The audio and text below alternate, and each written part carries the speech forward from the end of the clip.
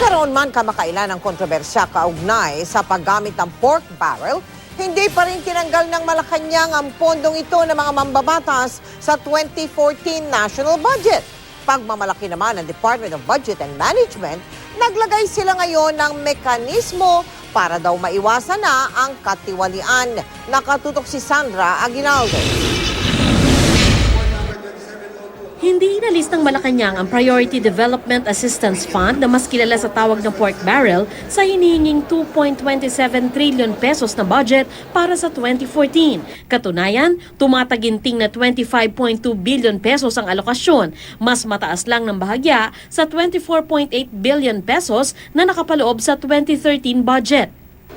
Ito'y kahit pa bago isumite ng administrasyon sa Kongreso ang proposed national budget para sa 2014, sumambulat muna ang kontrobersya kaugnay sa umano'y anomalya sa paggamit ng pork barrel ng ilang senador. Nagkaroon ng panawagang alisin na ang pork barrel na ginagamit ng mga senador at kongresista sa iba't ibang mga proyekto.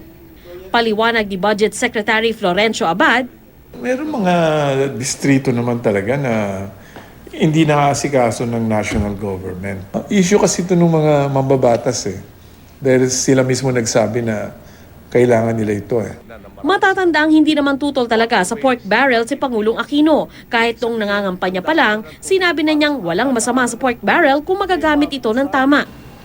Hindi naman pabor dito si Leonor Briones na dating National Treasurer. Bakit sasali ang legislatura sa pag-implement ng projects? Ang executive ginagamit na carrot and stick. Kung you will cooperate, ipasa mo yung budget na walang question, na walang ingay, na walang maraming speeches, you get your pork. Kung hindi ka magko-cooperate, you don't get your pork. Sa proposed 2014 budget, bawat isang senador makatatanggap ng 200 million pesos, 100 million pesos para sa mga tinatawag na soft programs gaya ng scholarships o training ng mga gusto nilang tulungan. 100 million naman para sa mga hard projects gaya ng pagpapagawa ng kalsada. Bawat isang kongresista naman makatatanggap ng 70 million pesos bawat isa, 30 million para sa soft programs at 40 million para sa hard. Pagmamalaki ng DBM, mas transparent daw ang deklarasyon ngayon ng pork barrel sa budget.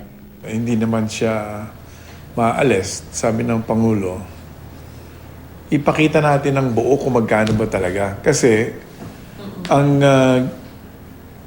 gawin dati, ang pinapakita lang halos kalahati lang dahil yung soft portion lang nung ano. So, ginawa namin, pinakita namin kung magkano talaga. So, sa kauna-unahang pagkakataon.